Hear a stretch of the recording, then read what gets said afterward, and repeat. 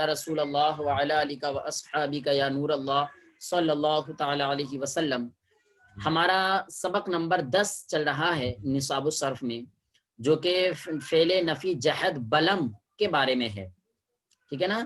یعنی فعل نفی جہد بلم وہ فعل ہے جو لم، لام میم زبر لم کے داخل ہونے کی وجہ سے گزرے ہوئے زمانے میں کسی کام کے نہ ہونے پر دلالت کرے، جیسے یفعلو سے لم یفعل۔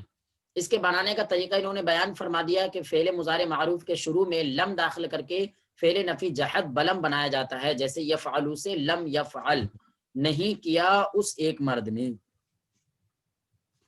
اور مجہول کے لیے بالکل وہی طریقہ جو کہ معروف میں ہم نے پڑھا تھا یفعلو، تو یہاں پر لم یفعل یہ بن جائے گا، ٹھیک ہے۔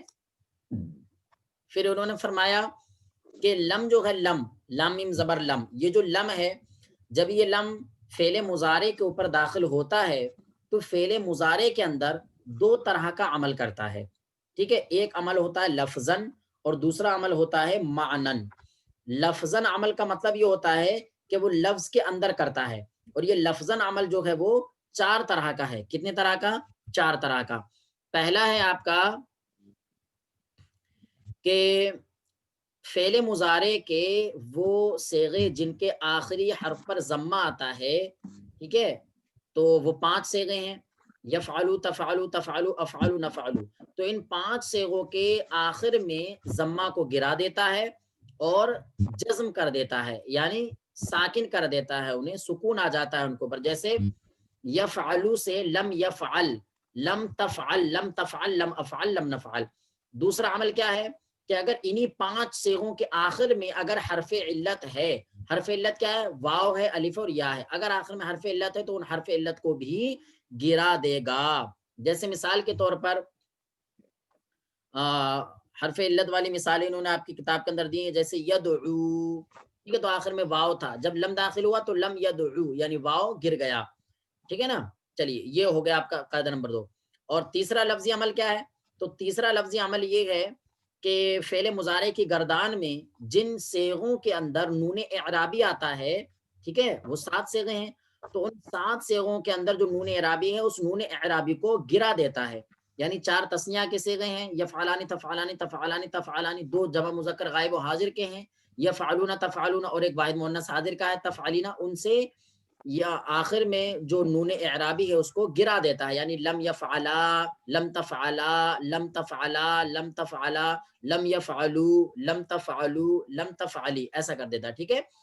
چوتھا لفظی عمل کیا پڑھا آپ نے؟ چوتھا لفظی عمل یہ ہے کہ فعل مضارع کی پوری گردان کے اندر جو باقی 2 صیغے رہتے ہیں جمع مؤنث غائب اور حاضر کے، ان دونوں صیغوں کے اندر کوئی بھی عمل نہیں کرتا ہے، یعنی وہ دونوں صیغے بالکل برقرار رہتے ہیں۔ جیسے پہلے تھے یفعلنا، ایسے ہی لم کے داخل ہونے کے بعد بھی رہے گا لم یفعلنا۔ جیسے پہلے تھے تفعلنا، لم کے داخل ہونے کے بعد میں بھی ایسے رہے گا لم تفعلنا، ٹھیک ہے۔ چلیے پیارے اسلامی بھائیوں، اب اس کے بعد میں ایک تنبیہ ذکر کر رہے ہیں۔ تنبیہ کے اندر ایک ضروری بات بتا رہے ہیں، اور وہ ضروری بات یہ ہے کہ دیکھیے جو ابھی عمل بتایا گیا کہ لم فعل مضارع پر داخل ہو کر کے، فعل مضارع پر داخل ہو کر کے 5 صیغوں میں جزم کرتا ہے، آخر میں حرف علت ہو تو اسے گرا دیتا ہے، 7 صیغوں سے نون اعرابی کو گرا دیتا ہے، تو یہ والا جو عمل ہے وہ صرف لم ہی نہیں کرتا، بلکہ لم کے علاوہ 4 چیزیں اور ہیں، وہ بھی بالکل یہی عمل کرتی ہیں۔ جیسا کہ لم فعل مضارع میں عمل کرتا ہے، بالکل یہی عمل 4 چیزیں اور ہیں وہ بھی کرتی ہیں۔ وہ کیا ہے؟ تو ان میں سے ایک ہے لما، ٹھیک ہے، اور دوسرا ہے لام امر، ٹھیک ہے، ٹھیک ہے، اور تیسرا ہے لائے نہیں، اور چوتھا ہے ان شرطیہ، ٹھیک ہے۔ تو یہ 4 اور ہیں، کل ملا کر کے یہ 5 ہوتے ہیں۔ ایک ہے لم، دوسرا ہے لما، تیسرا ہے لام امر، چوتھا ہے لائے نہیں، اور 5واں ہے ان شرطیہ۔ یہ 5 حرف ہیں جو کہ جب فعل مضارع پر داخل ہوتے ہیں تو اگر فعل مضارع کا صیغہ وہ والا ہے کہ جس کے آخر میں ضمہ ہوتا ہے تو اس کو جزم دے دے گا، اور اگر وہ والا صیغہ ہے جس میں نون اعرابی ہوتی ہے تو نون اعرابی کو گرا دے گا، اور اگر اس وہ جس کے آخر میں ضمہ ہوتا ہے اگر اس کا آخری حرف حرف علت ہے تو حرف علت کو گرا دے گا ان 5 صیغوں میں، اور 2 صیغوں کے اندر کوئی بھی عمل نہیں کریں گے، جیسا کہ لم عمل نہیں کرتا ویسے وہ بھی عمل نہیں کریں گے. ٹھیک ہے، آئیے اب اس کو ہم ان سارے حروف کو ہم بورڈ پر دیکھ لیتے ہیں اور ان کی مثالیں بھی لے لیتے ہیں. ٹھیک ہے بھائیو، آپ نے تنبیہ میں پڑھا کہ لم کی طرح لما، لام امر، لائے نہیں، ان شرطیہ بھی مضارع پر داخل ہو کر اسے جزم دیتے ہیں، اسی لیے ان 5 حروف کو بھی جوازم مضارع کہتے ہیں. جوازم، لکھ لیجیے جوازم مضارع. ٹھیک ہے نا، یہ اس سے آپ کا بار بار تعلق پڑے گا. ہم اس آپ سے پوچھتے بھی رہیں گے کہ فعل مضارع کو جزم کرنے والے کتنے حروف ہیں. کیا فعل مضارع کو جزم کرنے والے کتنے حروف ہیں؟ تو آپ کیا بولیں گے؟ 5 حرف ہیں. ایک کیا ہے؟ لم. ٹھیک ہے، دوسرا کیا ہے؟ لما. تیسرا کیا ہے؟ لام امر. لام امر. چوتھا کیا ہے؟ لائے نہیں.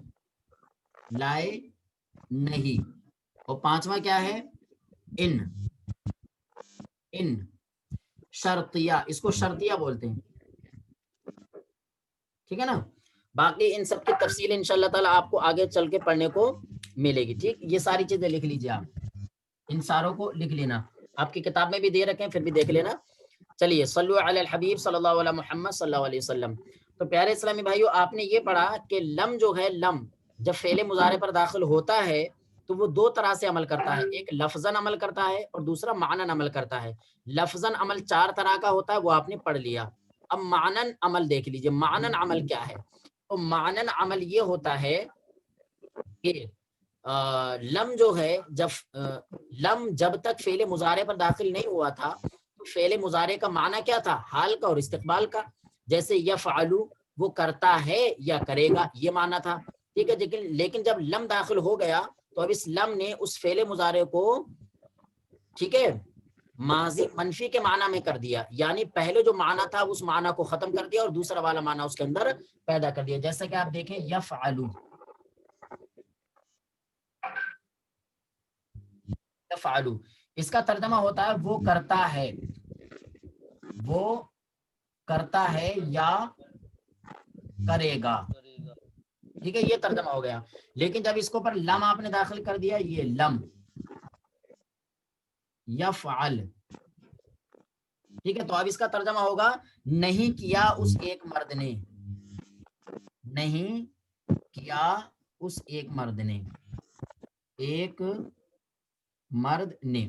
ٹھیک ہے پیارے اسلامی بھائیوں، تو اس لم نے اس فعل مضارع پر داخل ہو کر کے معنن عمل یہ کیا کہ اس کا معنی پہلے تھا حال کا یا استقبال کا، اس کے داخل ہو جانے کے بعد میں اس کا معنی ہو گیا فعل